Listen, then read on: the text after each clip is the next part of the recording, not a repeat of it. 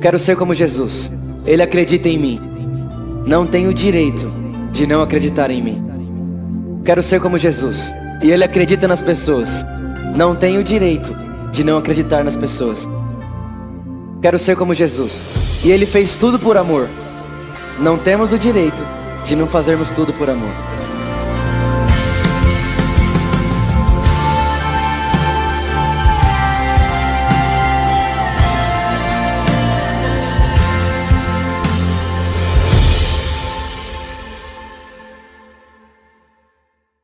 Gente, eu tenho uma surpresa para vocês hoje. Na verdade, alguns já sabiam, mas hoje nós vamos fazer uma coisa diferente aqui. Eu já fiz isso algumas vezes com o Lê. Então, fica bem interessante o que nós vamos fazer aqui hoje, porque o Leandro começa algo, o Lê vai começar aqui ministrando algo pra gente que ele tem distribuído na nação. E ele vai falar um pouco sobre... Vocês vão ver. E depois... eu vou entrar e eu vou terminar aquilo que ele começou. Então nós vamos fazer uma coisa aqui meio diferente, isso é meio atípico, mas a gente já fez isso talvez 2 vezes e foi muito legal. Eu tenho certeza que isso vai fazer muito bem para a nossa igreja e para quem assistir também depois. É uma mensagem que eu realmente acredito que seja a mensagem desses dias que nós estamos vivendo. Então eu queria de verdade que você se preparasse para nunca mais ser a mesma pessoa depois de hoje à noite. Realmente acredito nisso e eu tenho certeza absoluta que eu não seria a mesma pessoa depois dessa noite. Então eu queria que vocês recebessem com muita alegria, mas com muita alegria, como só uma igreja por amor poderia fazer, o meu pastor Leandro Barreto. Vem pra cá. Vamos lá, gente, dá pra ser melhor, vai.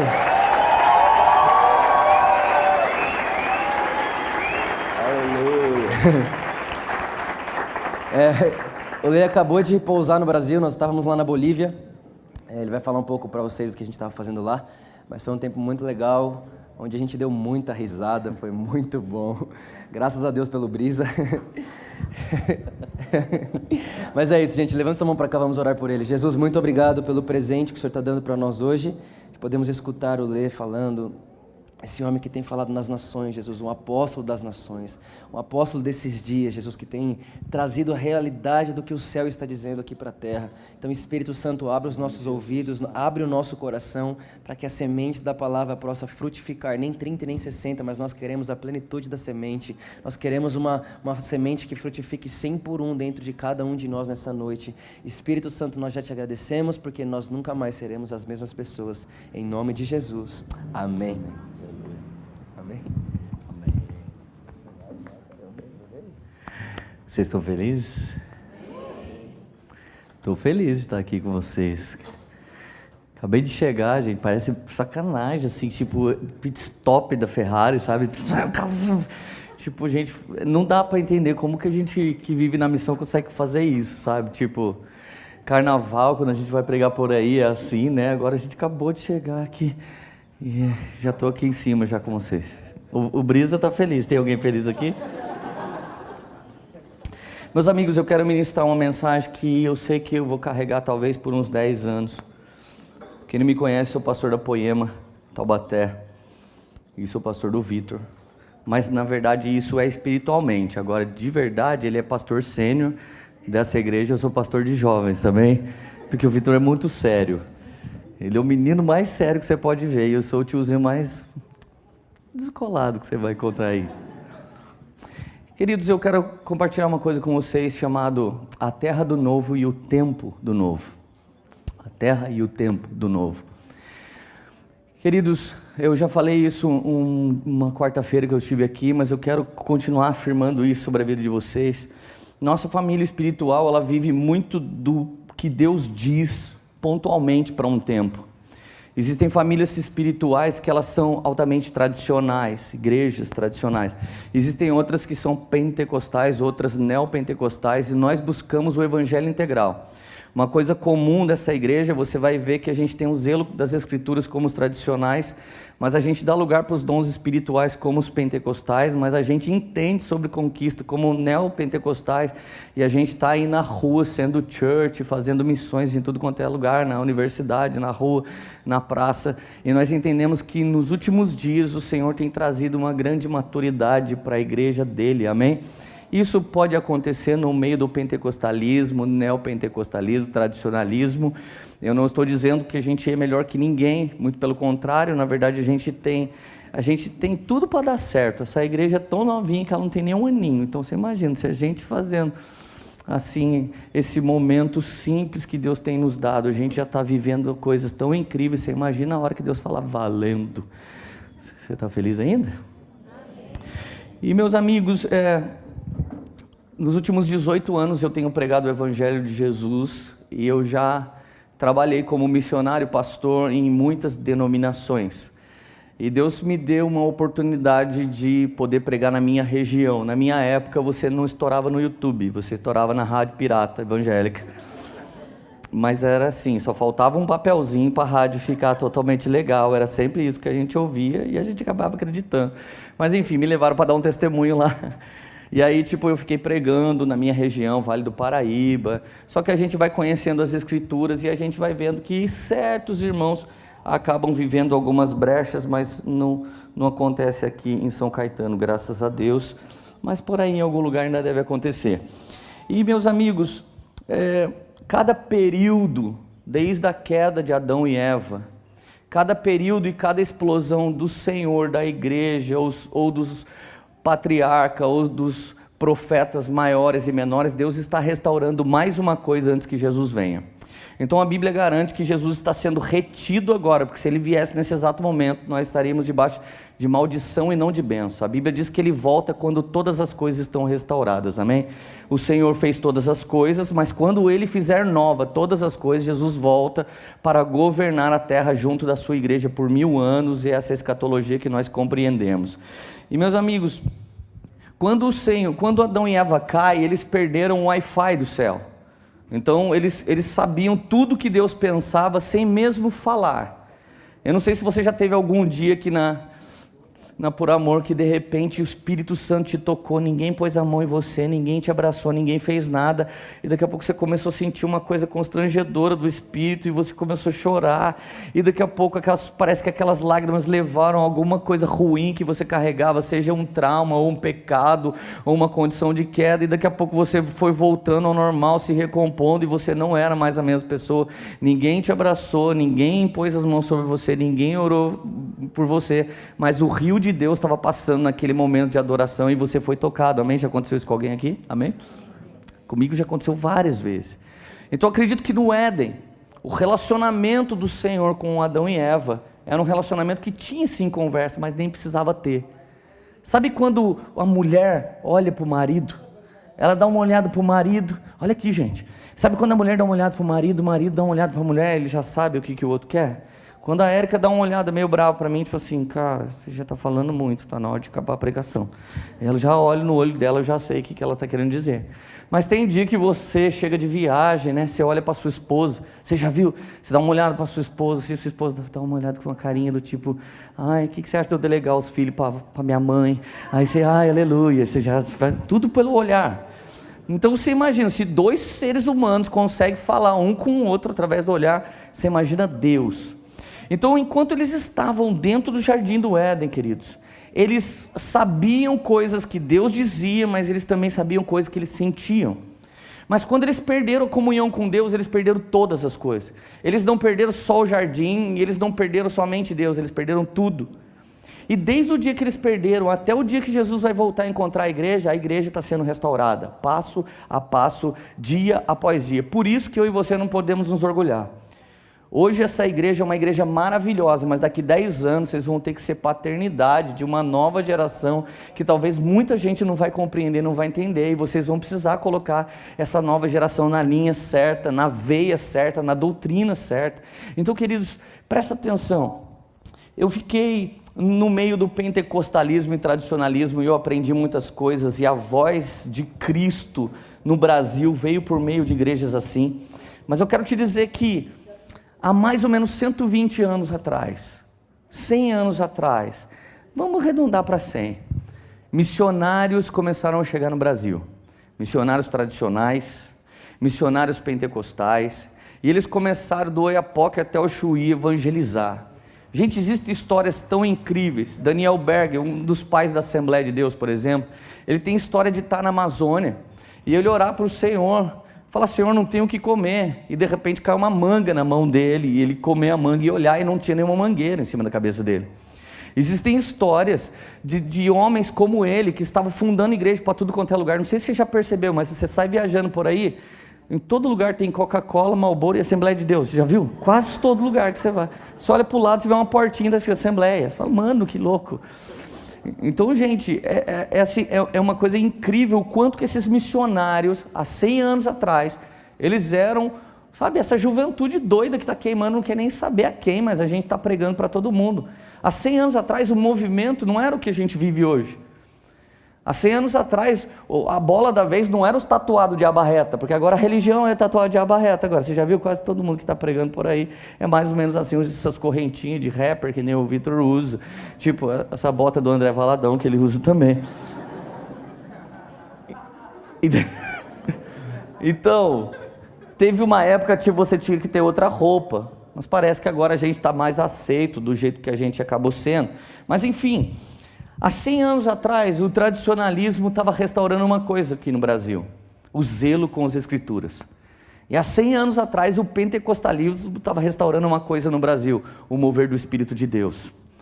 De repente o catolicismo sente um toque disso nos Estados Unidos e vem a renovação carismática católica. Mas de repente, cara, como na Bíblia não tem tradicionalismo ou pentecostalismo. Esse movimento nasceu a partir da palavra, a partir do Espírito, mas você não vai achar um versículo que diz seja isso, seja aquilo. Não tem esse versículo. A Bíblia você vai achar versículo seja santo. A Bíblia você vai achar versículo que Deus espera que você seja aperfeiçoável. A Bíblia diz que você é predestinado à imagem e semelhança do Filho de Deus. A Bíblia diz coisas assim. A Bíblia não define com quem você vai casar, a Bíblia não escolhe que emprego você vai ter, a Bíblia não escolhe com quem você vai se casar. Isso tudo são escolhas. Mas na verdade, há 100 anos atrás estava sendo estabelecido no Brasil pastores e evangelistas.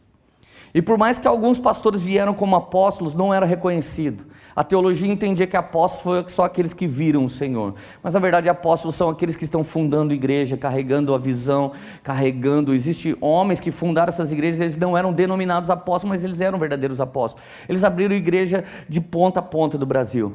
Então, chegou algum momento que Deus começou a visitar essa igreja, essas igrejas, e Deus esperava um toque novo, um toque fresco. Mas de repente a igreja enrijeceu.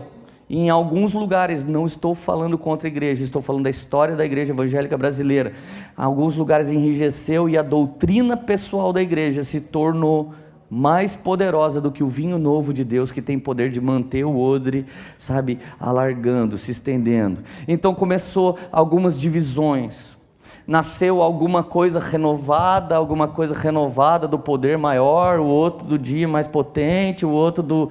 E aí foi acontecendo um monte de coisa. E de repente logo em seguida vem o neopentecostalismo.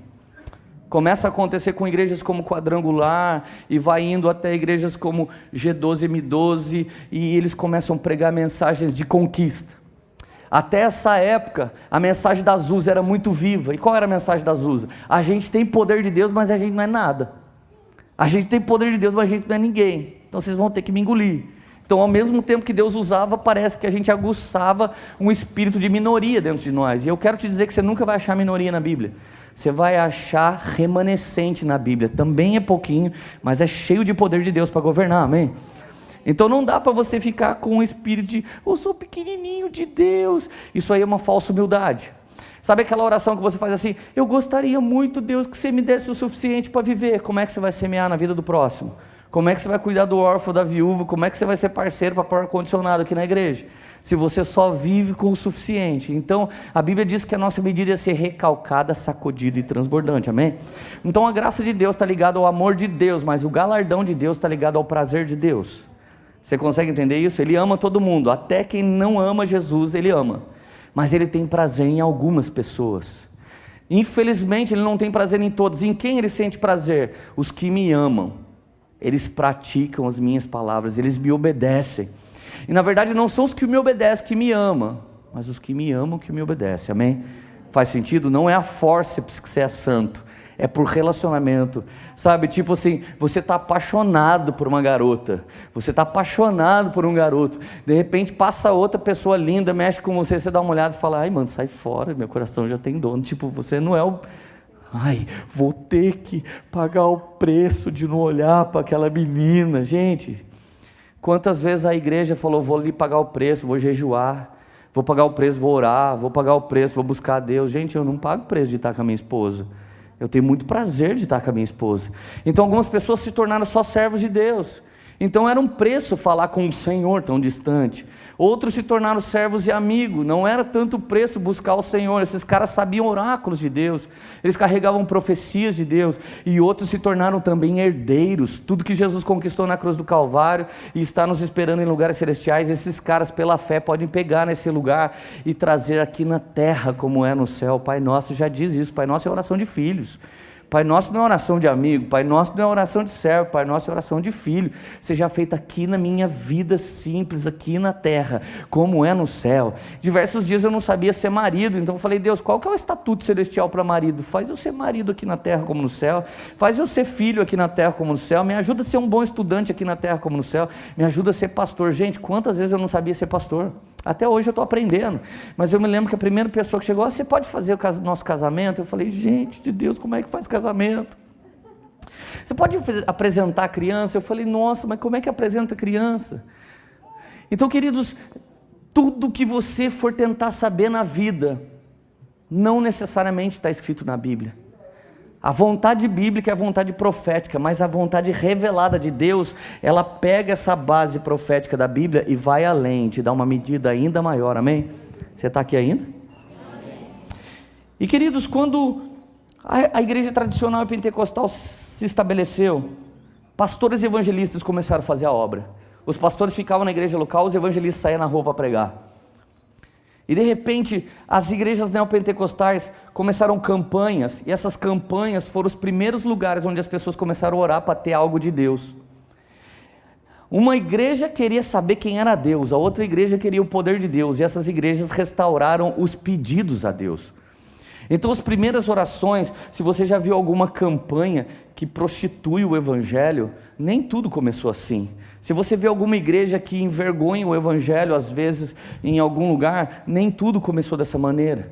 Porque nós podemos pedir ao Senhor, aliás, nós precisamos, a Bíblia diz, batei, batei, abri-se-vos-á, pedi, pedi, lhe será dado. A Bíblia diz que quando as multidões chegaram famintas para Jesus, Jesus deu pão para as multidões, mas tinha 70 que queria poder de Jesus, então ele deu poder para expulsar demônios e curar os enfermos, mas tinha 12 que queria a revelação dos segredos do reino de Deus, então ele explicava as parábolas, mas tinha 3 que queria subir a montanha porque ele queria ver mais de Jesus, então eles viram Jesus Cristo com o fulgor da glória transfigurado, mas ainda tinha João que não se contentava em ser tudo isso que eu te falei, e ele ainda queria deitar no peito de Jesus e ouvir o pulsar do coração de Jesus. Tudo que eu te falei não está escrito na Bíblia que você tem que ser, mas tudo que eu te falei está ligado a ter fome. Você não vai achar um versículo na Bíblia, João, você é o meu querido deitador do peito. Não tem isso na Bíblia. Você é o mais cheirosinho dos 12, vem aqui, deita em mim. Não tem isso, gente. Assim como tem irmão que chega na igreja, chega um pouquinho atrasado por boas-vindas ali, não dá um abraço em você, ai, não gosto de ser abraçado, já chega meio repelente. Já tem gente que não só quer chegar, mas já quer fazer parte, quero ser voluntário. O que você quer fazer? Dar abraço, quero dar abraço. Isso é de pessoa para pessoa. O Vitor Azevedo chega na minha casa, ele pula, abraça, eu falo, mano de Deus, cara, esse cara precisa namorar, ele precisa... Tô brincando, mas fica a dica, né? Vai que Jesus está me usando aqui, eu nem estou sabendo, né? Vocês estão felizes ainda? De repente, gente, começa um movimento das igrejas chamado comunidade. Os movimentos pentecostais começaram de igrejas como, por exemplo, Quadrangular, e depois eles se completaram em igrejas apostólico-profético. Mas no meio desses dois tempos, começa a comunidade. Gente, tinha um hino na comunidade, que era Rompendo em Fé. Quem conhece essa música? Oh, vocês são crente velho, hein? Gente, foi um rompimento. Se você acha que o carpinteiro bater na porta do Alê é rompimento, é que você não viu Romper em Fé. Enquanto todo mundo cantava sentado, posicionado, grandes orquestras, só tinha músico zica, começa uma época de poder qualquer mané fazer qualquer coisa na igreja. Então começa as músicas, sobe uma banda maior do que o grupo Ruge, Dominó. Daí tem vários caras e várias meninas, e eles começam a cantar assim: cada vez que a minha fé é provada, tu me dás...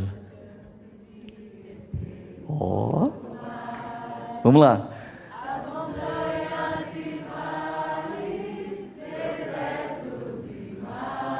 Vocês eram toda a comunidade. Gente, sabe o que é legal? Essa época a igreja começou a ter liberdade. Olha como que era a liberdade. Minhas provações não são maiores. Gente, até essa época bater palma era pecado. Não usar a roupa da denominação era pecado. Eu não estou falando mal de ninguém, gente. Estou contando a história da igreja, pelo amor de Deus. E, gente, até esse dia, parece que a liberdade era limitada. E quando a dancinha começa assim, alguma mulher já meteu uma segunda voz assim, e ergueu a mão assim. Daí a galera tipo, cara, isso é do diabo. E o filho dessa irmã, que já era meio louca, ficou mais louca. Minha vida se... Aí nasceu a palma na igreja. Gente, aí a igreja estava perdida. Para quem começou o movimento da igreja, isso era um absurdo. Gente, quando nós pintamos a nossa igreja de preto, há mais ou menos uns 4 anos atrás, a gente era a igreja do Satanás. Agora o novo de Deus é pintar a igreja de preto. Todas as igrejas que você vai agora é preto. A minha eu já estou pintando de branco já, porque eu falei, não, vou ser diferente. Estou brincando, gente. Mas, de repente, chega a nossa vez. E eu sou... Cara, você acredita nisso? Eu sou um dos pais desse movimento que hoje tem em todo o Brasil. Caras como eu, que começaram um movimento na audácia de tudo que não existia há 10 anos atrás. Há 13 anos atrás eu escutei o Espírito Santo falar assim para mim: eu tenho algo para fazer muito mais do que louvor e pregar. Eu estou saindo do meio da igreja e das 4 paredes para tomar todas as áreas da sociedade. Há 13 anos atrás, alguns caras, não foi eu que inventei isso, tá, gente? Alguns caras como eu que entraram no lugar secreto e foram ouvir Jesus, escutaram isso. Então nasceu a era pós-comunidade, chamada Era dos Movimentos. Então começou movimentos em que a gente podia ser a gente e a gente podia pregar. Comecei a pregar dentro de um salão de cabeleireiro.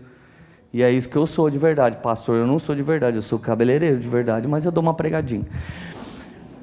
E eu comecei a falar de Jesus no meu salão. E a galera, cara, por que não faz uma reunião aqui? Gente, fizemos uma reunião lá. A reunião agora tem 2.000 pessoas, o salão acabou. Eu tive que dar o salão para alguém e a gente está lá nessa igreja. Mas por 10 anos nasce uma travessia. Uma travessia de uma religiosidade que eu não estou dizendo que é maldosa.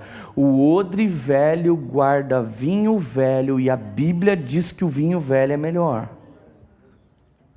Então presta atenção.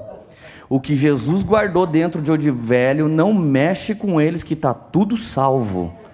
Amém? Está tudo salvo, vivendo o que Deus tem para viver. Se você tentar pregar para alguém odre velho, vinho velho, bebe o vinho novo e vira odre novo, é a mesma coisa você chegar na praia e ficar assim para o salva-vida que está nadando com boia e colete, assim, ó, você com uma boia, salva-vida, deixa eu salvar sua vida.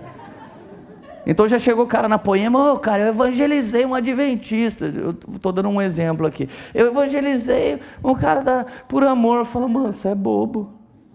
Dele, por que tanto prostituta, tanto nóia precisando de ajuda, tanto político precisando de ajuda, tanto pastor desviado aí que está na beira da ponte, você vai pregar para ele, eu sou crente, é nada, se fosse não estava aí, o justo não mendigará, a Bíblia diz. Então, querido, pensa comigo, em vez da gente gastar tempo com debate teológico, tentando salva-vida com uma boinha de nada, Jesus querendo que a gente vai salvar as nações, gente, vamos lá, em nome de Jesus, não tenta mudar aquilo que Deus fez antes da gente, amém? Não gasta seu tempo com isso, em nome de Jesus. Aí, gente, começa os movimentos, e aquilo que era estranho agora é moda. Gente de Deus, aquilo que era estranho, nossa, que igrejas estranhas, que caras estranhos, eles falam cara, eles falam, nossa, que louco, eles não falam mais aleluia, a gente fala, hey, cara, Deus entende, irmão. Você já viu palavrões evangélicos? Palavrões evangélicos é assim, passa uma garota com um shortinho lá dentro dela, e você olha e fala, ai, que benção, o que você quis dizer? Você travestiu um xingamento de uma palavra evangélica. Você acha que Deus não entende isso? É a mesma coisa, já chegou cara na minha igreja e falou, posso dar um testemunho? Eu falei, pode. Ele pegou o microfone, gente, antes de eu conhecer a Poema, eu era uma... Nossa Senhora da Aparecida, ainda bem que eu conheci essa igreja. Daí alguém já, mano, o cara já falou palavrão, Nossa Senhora é católica, não pode falar aqui. Você acha mesmo que Deus não entende? Querido, aqueles dias que você não consegue orar, que você só chora, o nome dessa oração é gemido inexprimível, até o Espírito Santo tem oração desse tipo. Vamos lá, alguém, gente, a gente complica demais com a nossa religião, eu estou tentando dar uma explicadinha do que Deus está fazendo nesse tempo. Você está aqui comigo ainda, está entendendo? Só não pensa que eu sou o anticristo, com o novo evangelho, tá, gente? Paulo falou que se alguém pregar o evangelho diferente de Jesus, ele é anátema. E, gente, e até o final do ano passado, caras como eu e bandas como a gente estava numa ascensão, e de repente eu fui ministrar no Rio de Janeiro. Quando eu fui ministrar numa conferência, era uma conferência incrível, ela tinha luz, ela tinha fumaça, ela tinha gente, era muito bonito, nenhum lugar na NBA é tão bonito quanto aquele lugar, e de repente eu comecei a olhar aquilo, eu falei, mano, esses caras são loucos. E o Espírito Santo falou para mim, há 10 anos atrás, quando você começou a fazer isso, um monte de gente dizia que você era louco. Eu falei, então eu fiquei para trás? O Espírito Santo falou assim, a partir de hoje você se torna o novo tradicional. A nova tradição. Você sabe que muita gente perguntou para mim, esse Vitor Azevedo, ele é um homem de Deus, Leandro? Porque para a geração do Vitor ser aceita na igreja mais tradicional, caras como eu já era. Então, para dizer em alguns lugares que esses youtubers não são youtubers, eles são pastores que estão pregando via internet, eles precisaram me ouvir. Então, sabe o que acontece? O novo de Deus sempre vai perseguir o novo. E da noite para o dia vai vir um novo. E de repente eu olhei para um lado, vi pessoas como o Vitor, e vi Fabíola e Samuel, e eu comecei a ver a música mudar, e eu comecei a ver a pregação mudar, e deixa eu te dizer uma coisa, irmão. Se você está assistindo um filme e a música muda, ela muda exatamente na hora que a cena muda. Por muito tempo a gente cantou música tradicionalíssima, e depois a gente cantou música de versões, mas presta atenção que de um tempo para cá, se você clicar no Spotify, no Apple Music agora, as 10 melhores músicas cristãs, todas elas são músicas que foi feita no quartinho por uma nova geração e não foi tocada por ninguém. A canção mudou, a pregação mudou, e isso são sinais de que o ambiente profético da parte de Deus mudou. Agora, assim como eu não fui aceito por um monte de gente que veio antes de mim, porque eu não dei a paz certa, eu não falava do jeito certo, eu não falava da maneira certa, eu poderia fazer a mesma coisa com uma nova geração. Então Deus me levantou como um apóstolo que linkava os filhos aos pais e os pais aos filhos. Eu estou te dizendo que não foi fácil para mim entender, porque eu nem era tão antigo assim na história. Mas quando eu vi algo novo de Deus, o Espírito de Deus me disse, ou você pode virar, enrijece seu odre, transforma o vinho que está aí dentro em velho, e eu guardo tudo isso para a salvação. Ou você pode renovar a sua mente novamente, e você pode entender um novo mover profético meu na igreja brasileira e no mundo, e você pode entrar de novo no novo de Deus. Então você que está aqui, às vezes você fala, mas essa igreja é tão diferente, será que eu vou conseguir viver isso? Cara, eu também já estou passando isso. Então eu podia olhar para uma nova geração e falar assim, não, vocês não sabem como é que faz não, é assim que faz. Então eu ia me orgulhar da faceta que Deus me deu para restaurar. O grande problema de uma denominação ou de um movimento é achar que o reino de Deus se resume na única coisinha que a gente faz. O reino de Deus é muito maior que isso. Se você sentar com um grande homem de Deus, eu sentei com o presidente da Assembleia de Deus da minha cidade, e um dia ele estava cortando cabelo com meu pai ainda cabeleireiro. E a hora que eu entrei, ele disse assim: olha aí, pastor fulano, o Leandro está aqui. Aí ele falou: vem mais perto que eu estou sem óculos. A hora que eu cheguei, ele passou a mão no meu rosto. Ele falou: filho, você é tão jovem. Você sabia que há mais ou menos 50 anos atrás eu estava fazendo nessa cidade o que a Poema está fazendo? Eu falei: sério? Então me conta. Era incrível, Leandro. Nós abrimos 38 congregações na cidade. O que nós chamamos hoje de carral, na Poema chama de GC, eles chamavam de congregação. E eles iam abrindo pela cidade toda. Hoje tem mais ou menos 3.000 pessoas do rebanho que eles plantaram ao longo dos anos. Mas ele disse: mas deixa eu te dizer uma coisa, você tem um prazo de validade.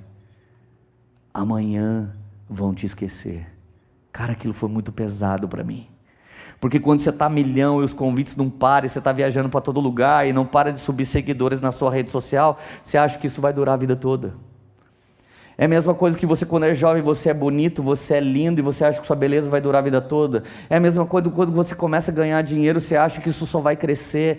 Cara, deixa eu te dizer uma coisa, algum dia Deus dá uma freadinha em você, para você dar uma vantagem para a nova geração. Algum dia Deus dá uma mesa para você com alguém mais experiente do que você, para ele dizer como é realmente a verdade sobre as coisas.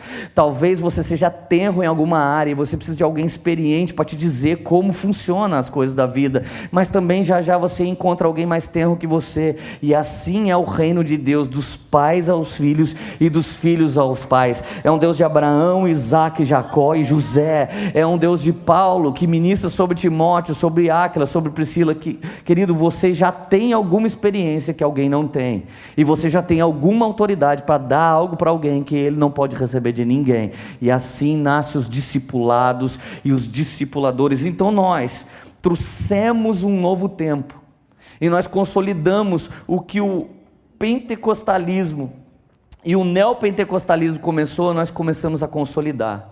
Nós estamos na maior geração, presta atenção nisso, a maior geração que se respeita de toda a história é a nossa.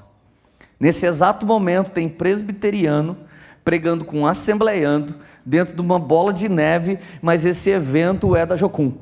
Isso tem acontecido para tudo quanto é lugar. Nesse exato momento nós temos fórum onde os caras não querem mais brigar um com o outro, mas onde uma teologia está completando a outra. Por algum tempo, quando Deus começou a restaurar os mestres, eles abriam canais no YouTube para meter o pau na igreja. Gente, nem eu que sou a igreja, nem você que é a igreja temos autoridade para meter o pau na igreja. Sabe por quê? Porque a igreja é a noiva de Jesus. E quem trata a noiva de Jesus como serpente é o evangelho de João Batista. O evangelho de Jesus Cristo trata ela como ovelha, cuida dela como noiva e se casa com ela como esposa, amém? Você está feliz ainda? Você está entendendo? Queridos, então de repente, o que por 100 anos era só pastores e evangelistas, nos últimos 25 anos começa a nascer mestres. E hoje tem mestres para explicar tudo, gente. Se você quer crer no dom de línguas, você vai encontrar livros do Luciano Subirá, falando em línguas. Se você quer crer no mover do Espírito Santo de Deus, você vai ver um monte de gente, como por exemplo o Vitor, é um dos temas que ele mais prega. São mestres que Deus tem levantado para nos ensinar. E de verdade, quem toca a igreja de maneira horizontal são pastores e evangelistas. E quem toca a igreja de maneira vertical são apóstolos e profetas. E quem explica o mover e o toque da igreja são os mestres. E o único jeito da igreja ser madura é se a gente for família. Por isso que o nome da reunião de vocês é Carral. A primeira igreja que Deus sonhou não se chamava eclésia, não era ir para fora. A primeira igreja que Deus sonhou se chamava Carral, que significa somos uma família espiritual. Eu não sei se na sua família alguém já morreu esclerosado. Então era uma vovó doidinha, eu tinha uma vovó doidinha, eu chegava lá e ela falava assim: oi Roberto, eu falava: meu nome é Leandro. Ai Marcelo, por que você está falando isso para mim? Eu sei que você chama Renato. Cara, eu ficava abalado. E desculpa, aquela velhinha louca era minha avó. E ela não deixou de ser minha avó. E ela morreu doida, gente. E ela morreu tão doida que ela esqueceu como é que mastigava. Então você punha comida na boca dela, ela ficava assim, e daí babava pelo lado. Eu falava, não, cara, isso não é minha avó. Mas ela ainda era minha avó. E eu ainda visitava.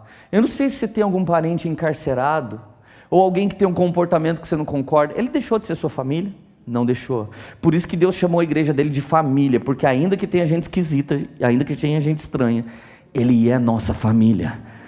Amém? E Jesus ama essa pessoa, e Ele vai colocar amor e paciência, não só paciência.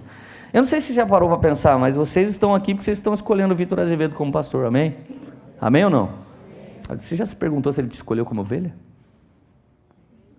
Sabia que nós pastores não temos direito de escolha? A gente aceita. Sabe por quê? Porque Deus traz uma maturidade no nosso coração. Assim como Jesus chega, Pai, eu não perdi nenhum dos que me desse, eu não lancei fora ninguém dos que me desse. Então, querido, Deus quer nos levar a uma maturidade para entender que por mais que todo mundo seja diferente, por mais que um verta como pastor, e o outro como evangelista, e outro como mestre, e outro como profeta, e outro como apóstolo, Deus está nesse negócio, amém? E antes a igreja falava, não, esse cara está fora da missão, então rachava de novo. E aí esse cara está fora da missão, daí rachava de novo. Você já parou para pensar que a igreja católica rachou 2 vezes só? Só 2 vezes em 2000 anos. Quantas vezes a igreja evangélica rachou essa semana? Querido, quando nós não somos uma família, a gente parece franquia, bar, balada, igreja, parece tudo a mesma coisa. Você sabe, eu conheço um município, não vou falar o nome para ninguém ficar triste, mas tem um município no Brasil que o que mais tem lá é bandidagem e igreja evangélica. E a igreja evangélica é assim, quando o diácono não gosta mais do Vitor, ele abre a Por Amor Chu. Daí quando o cara que saiu com ele não gosta mais dele, Por Amor Chuchei. E assim vai indo, e esse espírito de rebeldia trouxe, sabe o quê? Profeticamente uma maldição para o município. Assim como a igreja não consegue ser uma só, até parece que aquele lugar vai ter segurança. Sabe, querido, se um lugar sendo evangélico mudasse de vida, esse município mudaria, porque é o município que mais tem igreja evangélica no Brasil. Mas a verdade é que quando nós somos divididos, não existe o poder profético da igreja do Senhor. Então presta atenção, Deus para esse exato momento, Ele tem nos dado o seguinte entendimento: a travessia acabou. Movimentos como Poema, que saiu falando tudo que era errado e criticando tudo que era medíocre, acabou. Não existe mais travessia. Igrejas como essa, igrejas como a igreja do Douglas Gonçalves, são igrejas nascendo nesse momento. Esse momento profético não é mais de ficar desenhando o que está errado. Esse momento profético é de erguer um altar para o Senhor reto e deixar as pessoas que têm discernimento entender qual é o altar reto e qual é o torto, e aí elas decidem qual elas querem entrar. Nós não precisamos mais desenhar. Gente, você sabe quem é a pessoa mais espiritual dessa igreja aqui essa noite? Você sabe quem é o homem mais espiritual da igreja de Jesus? É aquele que discerne bem todas as coisas, e ele mesmo não é discernido por ninguém. Não é o apóstolo, não é o mestre, não é o profeta, é aquele que sabe o que Deus está falando, o que Deus está pensando, e que momento é esse. E eu em nenhum momento estou dizendo que tudo isso ficou para trás. Eu conheço hoje igreja pentecostal que está entendendo o que é o novo de Deus, igreja tradicional que entende o que é o novo de Deus. Eu conheço igreja como a nossa, pintadinha de preto, muito doida, que não entendeu o que é o novo de Deus, mudou a roupagem, mas não mudou o espírito de religiosidade. Então eu quero te dizer uma coisa: Deus quer te trazer para o lugar novo, mas esse lugar novo é o mesmo lugar de sempre, é o lugar onde Ele fundou todas as coisas e todas as coisas funcionam, é lá no Éden. Então a palavra de Deus diz: de quem eu vou aprender? Aprendei de mim, que sou manso e humilde. Quem é manso e humilde? Jesus. É o único que pode nos ensinar essa verdade. Então o homem, quando o Senhor sopra nele, o Senhor pega ele pelas mãos logo em seguida e coloca ele de pé. Aquele dia ele estava sem calçado. Aquele dia ele é o homem de terra, porque ele é Adão, de Adama, que significa vermelho, oriundo da terra. Nesse dia Deus coloca ele de pé, ele põe o pé na terra. Então é o homem feito de terra que pôs o pé na terra. Você sabia que a palavra humildade vem do grego humus iudes, que significa pisar de novo na terra? Era o mesmo que você ser um fazendeiro. Você é um fazendeiro e de repente você cuida das galinhas, cuida da vaca, do bode, do pato, e daqui a pouco Deus te prospera tanto que você compra uma Hilux. Aí você compra uma Hilux, compra um NMD, aí você está agora na sua caminhonete. E quando você está saindo da sua fazenda com a caminhonete, a sua mãe olha para você e fala: cuidado, menino, olha a humildade. Sabe o que ela está querendo dizer? Bota o pé de novo aqui no chão. Esse lugar de terra onde Deus te deu o entendimento para viver todas as coisas, e entende que tudo começou aqui. Humildade é Jesus te levantar de novo no propósito inicial do Éden, colocar os seus pezinhos não nessa terra caída, corrupta, mas na terra que Ele criou, e colocar a mente de Cristo na sua mente e renovar todas as coisas no seu entendimento. Aleluia! E quando que acontece isso? Pergunta para mim, quando que acontece isso? Não, tem que parecer que está querendo saber mesmo. Vai. 1, 2, 3 e... Aê, agora todo mundo está aqui. Josué 5,12. A Bíblia diz assim: no exato momento que eles comeram o fruto da terra, o maná cessou. Gente, nos últimos 10 anos, sabe como que a gente fez igreja? Sem dinheiro. Era travessia. Deus dava o dinheiro do aluguel do mês. Todas as igrejas que começaram no movimento como Poema, era igreja de gente que não tinha grana, era igreja que você não podia comprar um galpão, só dava para alugar e Deus trazia mais uma coisa. Agora nós ganhamos um ar-condicionado, aleluia, e agora nós ganhamos data show, glória a Deus. Em vez da gente conseguir mandar missionário para toda a terra, a gente ganhava um manazinho que dava para a gente viver mais um mês. Querido, na travessia, a graça de Deus vem cuidando de você, mas em Canaã, você conquista o que a Bíblia diz que é seu pela fé. Então, ai pastor Vitor, eu estou aqui, mas ninguém me chama para nada. Isso aí é travessia. Se você quer chegar aqui com a mentalidade de Canaã, pastor Vitor, seguinte, cara, eu estou até me mexendo aqui, porque eu sou meio hiperativo, eu estou sem nada para fazer, mas eu queria saber o que eu posso fazer. Isso é Canaã. Um dia uns caras falaram assim para mim: ô Leandro, como é que faz? Como é que você se sente? Você está pregando com os grandes pregadores, você chegou lá. Eu falei: cara, eu não cheguei. Eu estou 20 anos correndo do lado deles. Por 20 anos eu sou leal, por 20 anos eu estou ali na conferência deles, por 20 anos dou uma pregadinha no cultinho de jovem deles aqui e ali, e de repente eles vão correr a corrida deles, porque o tempo não é meu, o tempo é desses homens. Hoje eles têm 45, 55, 60 anos, e eles estão correndo com o bastão na mão. Só que o único jeito do bastão ser passado é se você estiver na mesma velocidade da geração que governa antes de você.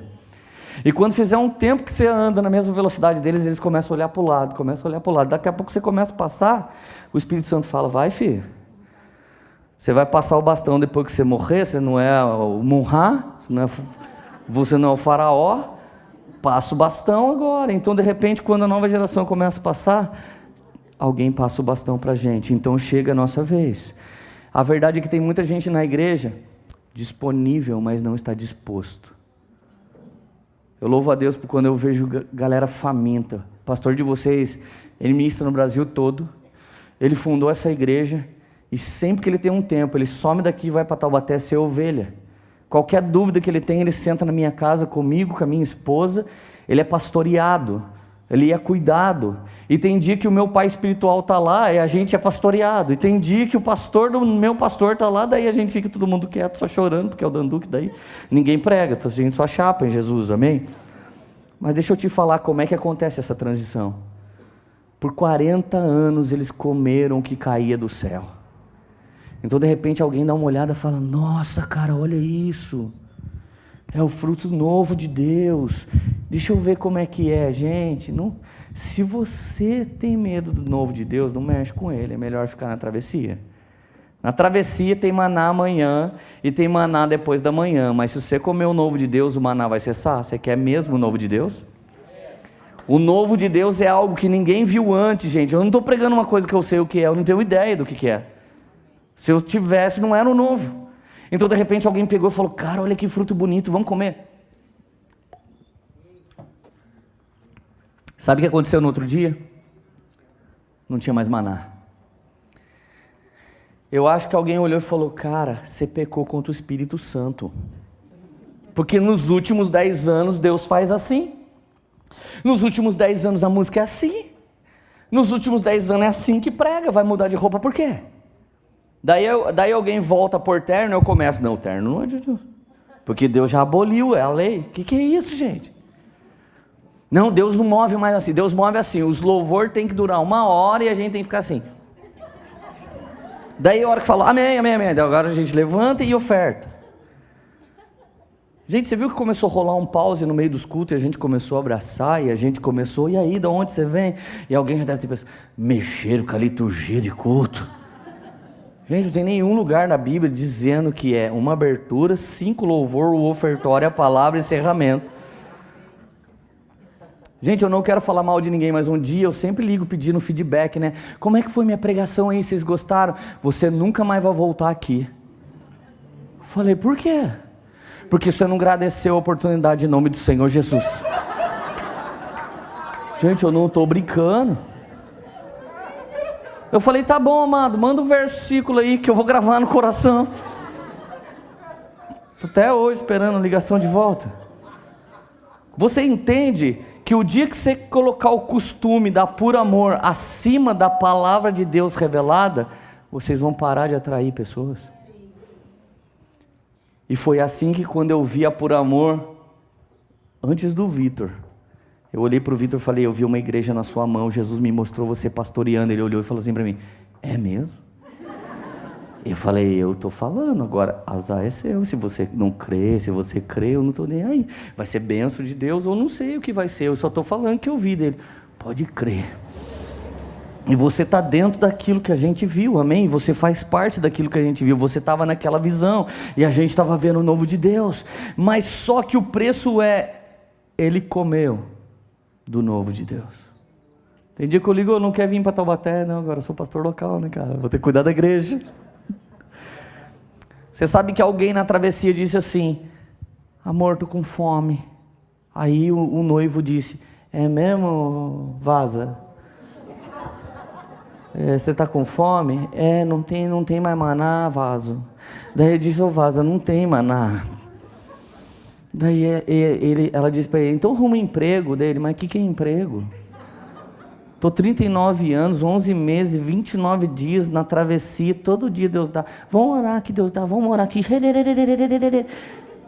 Deus deu alguma coisa? Não deu, ora mais um pouco.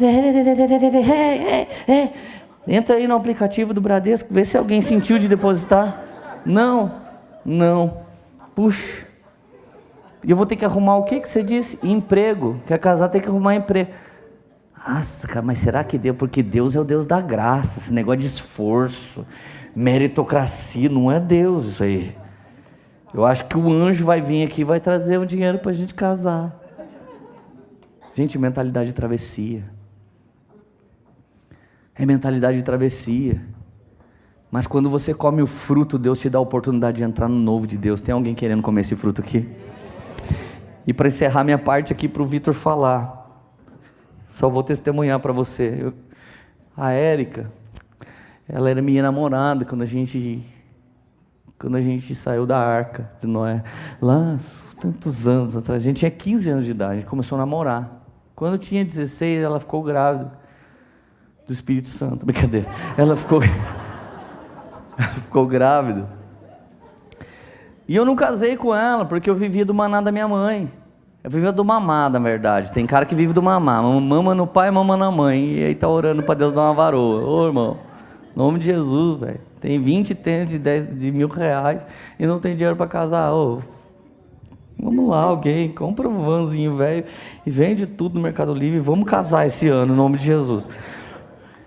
Gente, eu estava andando na rua e minha vida era o seguinte, tomar uma cervejinha, fumar uma maconhinha no final de semana, de boa, assim, ficar com a Érica, depois devolver ela para a mãe dela, porque era mais bem cuidada, já vinha com chapinha de casa, do cabelo, era tudo tranquilo. Um dia eu tô vindo na rua com ela, assim, tudo metido a macho, sabe, esses carinha marrento, maloqueiro, andando assim, corintiano, andando assim, brincadeira, andando assim, cheio de querer ser o marido, velho. Depois devolvia pra mãe dela cuidar. Aí alguém me deu um folhetinho, gente. O folhetinho transformou minha vida. E não foi de igreja. Loja Columbus. Tava escrito assim, monte sua casa por R$101. Mano, aquele negócio, cara, entrou que nem o fruto de Canaã dentro de mim. Eu falei, caramba, velho, que negócio pesado. Eu fumo e bebo de sexta para domingo, R$150.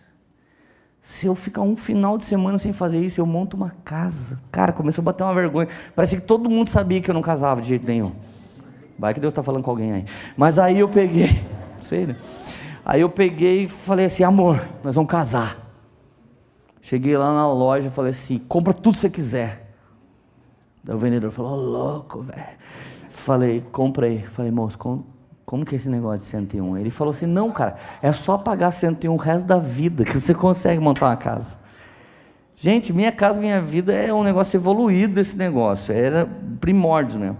Eu comprei R$136 para sempre, era mais grosso que minha Bíblia, o carnê. Gente, veio a casa inteira. Eu cheguei pro meu pai, falei, vou casar. Meu pai, casar que jeito, rapaz? Você nem trabalha. Falei, então, segunda coisa que eu vou ter que fazer agora, trabalhar. E ele falou, vai morar onde? Eu falei, no fundo da sua casa é bem grande, tem uns passinhos aí no fundo, gente, Deus. Mas foi a partir desse dia que eu comecei a virar homem. Foi a partir desse dia que eu dei para ela mais do que um abraço e um beijo e uma dormida junto. Cara, deixa eu te dizer uma coisa, tem muita gente orando na igreja, pedindo aquilo que é só pisar, colocar a mão e conquistar. Querido, tudo mudou. O que a igreja não fez em 100 anos, ela vai fazer nos próximos 10 anos. E é isso que Deus tem feito aqui. Vem cá, ensina a gente como é que entra em Canaã agora. Você pode fechar os teus olhos, Espírito Santo, em nome de Jesus. Eu larguei a mensagem sem terminar, porque o Vitor vai terminar. Pai, e que hoje o Senhor transfira sobre essa casa uma transferência do mais velho para o novo, Senhor Jesus. Assim como o Senhor me deu algo nos últimos 10 anos, eu sei que o Senhor tem dado algo para os próximos 10 anos, Pai. E que essa igreja não só entre no novo de Deus, mas faça a igreja como a poema entender, Senhor, o vinho novo de Deus que continua largando o odre novo, Senhor. E para a honra e glória do Seu nome, Pai, o Vitor e essa geração que já comeu do fruto novo e não vive de maná, mas vive da conquista pela fé em tudo aquilo que a Bíblia promete que teremos, Pai. No nome de Jesus, fale com cada um de nós pelo Espírito de revelação mais um pouco a partir dessa hora, em nome de Jesus. Amém.